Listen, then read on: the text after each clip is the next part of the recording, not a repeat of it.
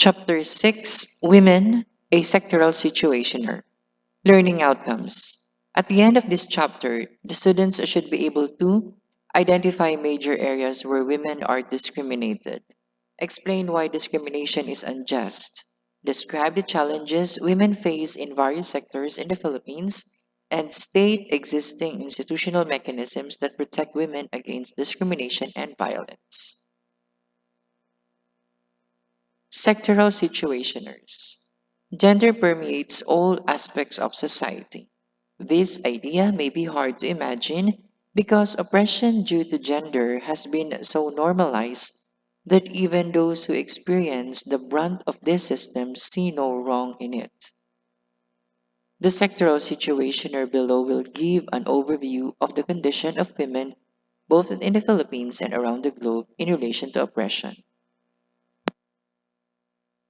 This situationer may hopefully serve as a lens in which students can view and understand the gender inequality women face everywhere. This chapter will focus on the 12 critical areas of concern of the Beijing Platform for Action, or BPFA, as they apply to the situations of women in various sectors in the Philippines.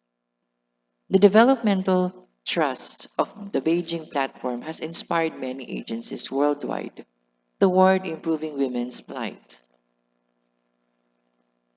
Women's issues are a very comprehensive and difficult topic to tackle in depth. In fact, data are still lacking for several years up to now. Hence, discussion shall be limited on selected issues specific to Filipino women in certain sectors and the progress the Philippines has attained in fulfilling the goals of the Beijing Platform of Action. May this chapter open your eyes to the issues concerning women in different areas and show the real impact of sexism and gender biased principles on women.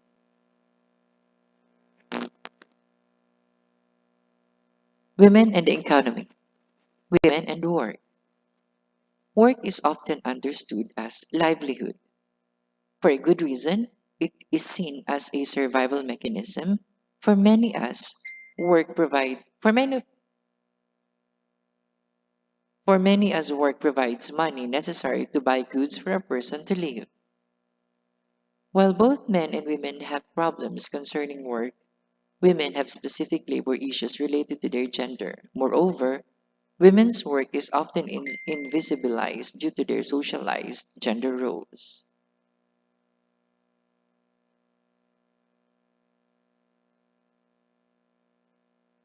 The following are work-related issues surrounding women around the globe, as described in the 2015 UN World's Women Report. The range of issues includes conditions that surround men and women who work, how much of men get paid, and the kind of work they are allowed to do. The fewer women than men at work and sorry, there are fewer women than men at work, and most women only work in one sector. Only half of women are employed in the labor force, versus three-quarters of men globally. The type of work women are engaged in is also difficult to comprehend. Despite women contributing to all aspects of the economy, they often participate in vulnerable employment or work on their own account. It involves taking jobs with no job security or with dangerous working conditions. Women working in home-based employment are at risk of unemployment and maltreatment. Women who work in the public sphere are delegated to the service sector, such as education, social work, healthcare, and domestic work in private households. This phenomenon is called the occupational segregation of women. Not only are fewer women employed, they also experience the pay gap. They are paid less than what men received for doing the same work across all sectors and occupations. Specifically, Women earn 70% to 90% of what men earn in most countries. In addition, due to the socialized gender roles between the two, women also work an average of two more hours than men a day due to their productive work at home or housework. The sharing of unpaid work at home is also an issue as family responsibilities may get in the way of women's career advancement. While many issues concerning women and work have yet to be addressed, some issues have gained ground, such as maternity and paternity leaves. Thankfully, the number of paid work days that can be taken by a woman to take care of her newborn child has increased in most countries. There has also been an increase in initiatives for paternity leave.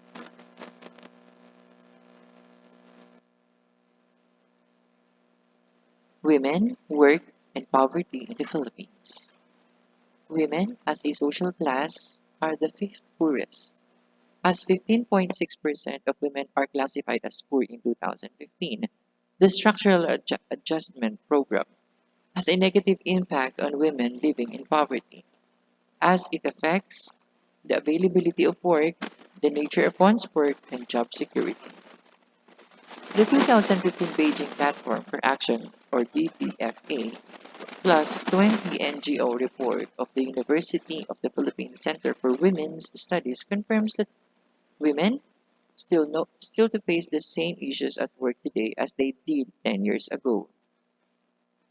Issues such as poverty, the lack of decent work opportunities still affect both women and men. Women also experience gender biases in the Philippines, such as their limited career choices, lack of support facilities, sexual harassment, lack of protection for the informal sector and domestic workers. They lose social protection, limited monitoring on labor standards, and unremitting promotion of labor export policy. The Labor Force Survey of the Philippines Statistics Authority or PSA defines work as an economic activity that a person does for pay. It involves a person who serves in private companies, private households, family owned businesses, establishments, government controlled corporation, or the government. Women and work have multiple overlaps in the Philippines. Numerous women specific issues are present in the sectors of agriculture, formal labor or retail or factory work, and informal work.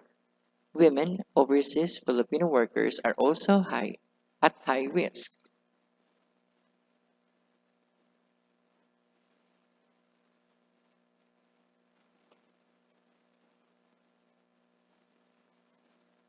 Fast facts. Women at work. The 2013 Gender Statistics of the Philippine Statistics Authority reported that women make up 37.5% or 8.3 million of salaried workers in the Philippines. 3 out of 5 women are unemployed. Of the underemployed women workers, half are wage and salary workers. Of these underemployed women, 3 out of 5 are in the service sector. 4 out of 5 women wage earners work full-time. 4 out of 5 of these women wage earners work in the service sector. Women in education. What exactly is the state of gender and education in the global context? What is exact what exactly is the state of gender and education in the global context?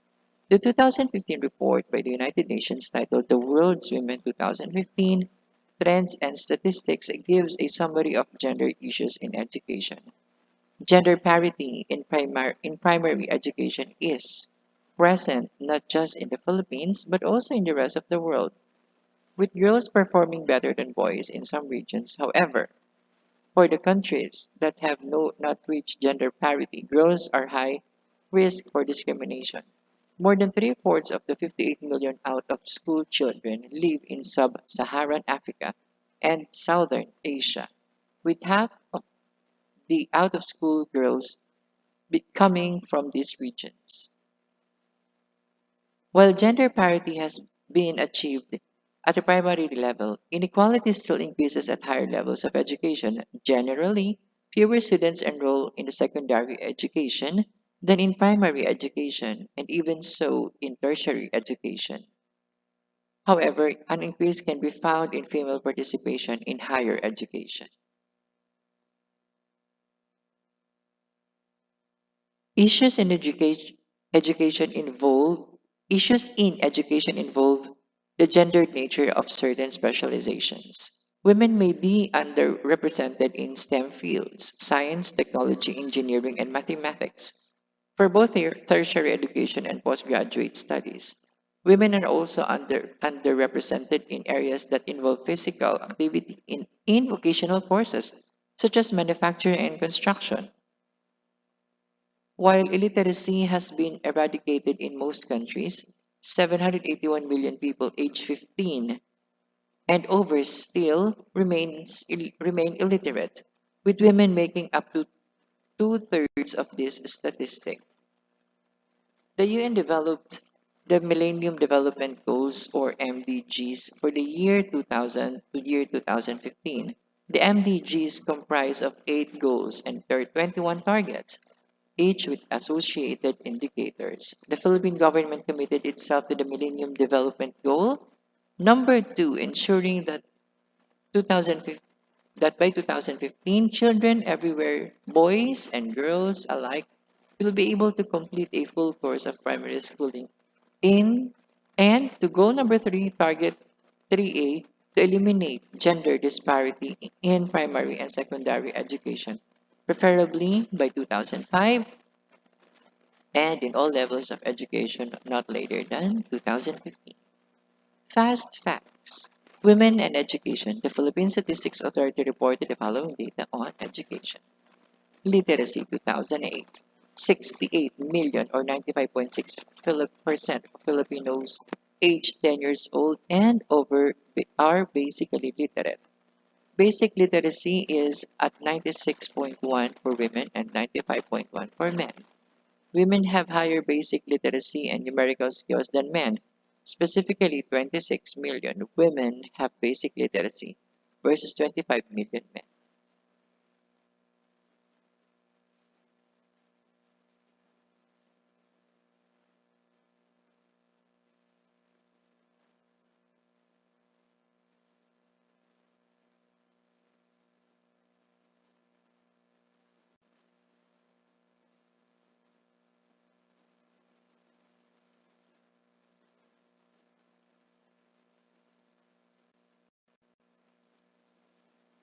Fast facts continuation.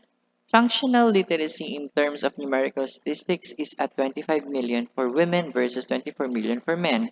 Functional literacy in terms of communication is at 20 million for women versus 18 million for men. The trend of higher literacy for women corresponds with the fact that more women finish elementary school and high school than men. Enrollment in primary and secondary school year 2010 to 2011. Enrollment for public primary education was at 91.07% for girls versus 88.78% for boys. Statistically, 9 out of 100 girls aged 6 to 11 did not go to school during this period versus 11 in every 100 boys. Enrollment for public secondary education was less than elementary education. Consistent with the global statistics, 66.09% of girls aged 12 to 15 years enrolled in secondary education versus 56.63% for boys. About 20.27 about 80.27% of girls completed their secondary education versus 69.88% of boys. For every 100 boys, 69 girls drop out of school during this period. More girls were able to complete both primary and secondary education in the school year 2010 to 2011. Alternative schooling systems, madrasa schools or alternative schools for instruction on Islam only counted for 2% of primary school enrollees for the period of 2006 to 2007.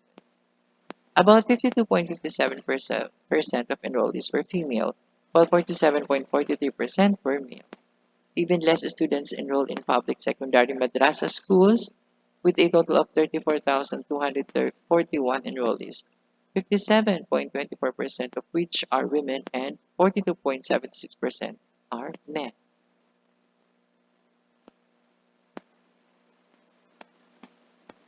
Barely 3% or 337,616 of the total elementary level enrollees were from indigenous peoples community. Approximately 49.65% of the IB enrollees were female. Only 86,771 students from the indigenous peoples enrolled in secondary education, with 53.6% female enrollees. Higher education. For higher education, enrollment during 2000 school year 2005 to 2006, 54.48% of enrollees were women versus 45.52% for men. There was a higher preference for private higher education for both male and female students. In terms of school preference, 6 in every 10 women and 7 in every 10 men preferred to enroll in private universities and colleges than in public schools. Education as a vocation. As a vocation is also gendered, with 89.58% of public elementary school teachers and 77.06% of public secondary school teachers being male. The data are based on a 2008 to 2009 survey of the Philippine Statistics Authority. Women in health. Access to healthcare and health services constitute issues surrounding women and health, as well as a women's emotional and psychological and social wellness. Women's specific health issues are often linked to sexual and reproductive health needs. Globally, maternal health has improved considerably. However, pregnancy and childbirth are still the main health concerns of women aged 15 to 29. These issues are also complicated by HIV, AIDS. Women in developing regions are most prone to death due to these complications.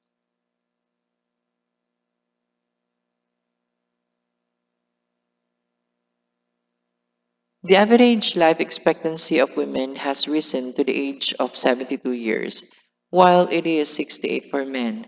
However, issues around the care for elderly women, as the gender gap for this service continues to increase, there is a rise in obesity cases, with women becoming more obese than men. However, men are more at risk for tobacco-related illnesses as men smoke more. Issues surrounding healthcare in the Philippines involve the lack of access to healthcare facilities, quality services, and actual health centers in the communities. The lack of service may be caused by the decrease of in healthcare practitioners. The Philippine understands uh, the Philippine underspends for health lower than the 5% benchmark suggested by the World Health Organization. The medicines available to the Filipinos are not subsidized by any insurance company or the government. Incidences of maternal mortality, teenage pregnancy, and HIV or AIDS are rising as well, despite the decline in these issues globally. Access to service. Women seeking treatment for abortion are still stigmatized regardless of whether the abortion was self induced or spontaneous. Patients are often scolded by doctors or ignored when availing of this care. Many leave before treatment occurs due to this discrimination posing a threat to their health. Sexual and reproductive health and rights. Teenage pregnancy in the Philippines has been increasingly specifically a 65% rise from the year 2000 to 2010. 1 in 10 teenage girls is pregnant or is already a mother. Teenage pregnancy poses a threat to both the mother and the child. Infants born to girls below 20 years old are 30% more likely to be victims of infant mortality, whereas teenage mothers make up 20% of all maternal deaths in the Philippines. The reason for the increase in the teenage pregnancy is the lack of information on sexual and reproductive health and rights, or SRHR. Comprehensive sex education both inside and outside the school, and the universal access to the contraceptives. Teenage pregnancy is also a factor for high dropout rates. Young mothers or fathers drop out of the school to support their families or take care of their children. The groundbreaking Responsible Parenthood and Reproductive Health Act 2012, RA 10354, aims to address the gaps in the reproductive health. It guarantees individual access to all methods of family planning, fertility engagement, management, sexuality education, and maternal care for all Filipinos. It aims to be pro women as it helps young girls to take charge of their own bodies and pushes for adolescents access to SARHR this information. The promotion of this information empowers adolescents to make informed choices about their bodies while respecting their autonomy. However, a part of this law states that a person below 18 years of age must have parental consent to avail of family planning services and contraception, unless that person has already been a parent or has had a miscarriage. Given the taboo of nature of sex and sexuality in families, parents may not discuss this information with their children until it is too late. This provision may prevent young persons from accessing SRHR information because they do not want to approach their parents regarding this concern. The issues surrounding RA 10354 include proper implementation and the definition of age appropriate reproductive health issues. There must also be consultations with young girls and boys to customize the RH programs for their needs. Sexual and reproductive health and rights have a long way to go to the Philippines, and with the right to education being hampered by the lack of access of ASRHR information. Violence against women. Violence against women, or VAW, exists on a global scale and affects millions of women on a daily basis. Statistics on VAW show the reach of this gender-based epidemic. Globally, 1 in 3 women has experienced some form of vow in her life. Of these women, 1 in 5 will have experienced attempted or actual rape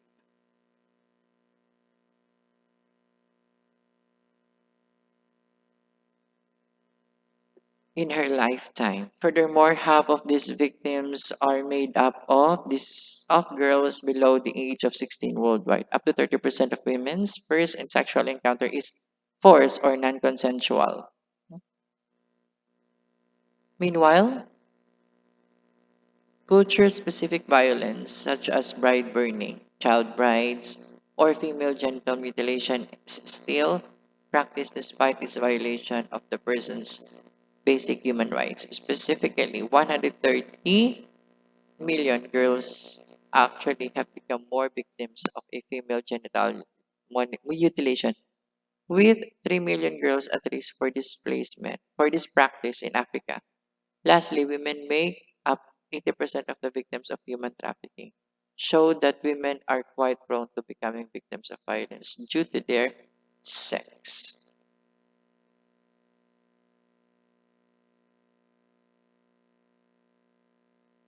Women and armed conflict. Armed conflict is as a critical area of non-concern in terms of concern in terms of women's participation in peace panels and peacekeeping, as well as in terms of their victimization during conflict around the globe, included as well as in the situation of women who have been displaced due to armed conflict or living in a refuge camp, as well as those living under foreign occupation. The UN Women Report states that only 7 out of 10 peace agreement had special provisions for gender in 2015. In addition, the UN Women Report on Peace and Security cited a 20% increase in peace agreements lasting at least 2 years and a 35% increase of, oh sorry, 15 years of women are included in the peace process. Despite this consideration, only 9% of those in peace negotiation tables were women based on statistics from the year 1992 to year 2011. As for the UN military peacekeepers, only 3% are women. A special form of victimization occurs for women in the armed conflict. Women have gender specific needs apart from the basic survival needs that other victims have. The global study on the implementation of Security Council Resolution 1325 states that women and girls are disproportionately affected by crisis. They are exposed to increased risk of violence, more likely to die with than men in natural disasters, and have less access to resources. Girls in conflict settings, for example, are 2.5 times more likely to be out of school than those in countries at peace. Furthermore, women are often excluded from the decision-making processes that shape humanitarian planning and programming, and as a consequence of their specific needs are inadequately addressed.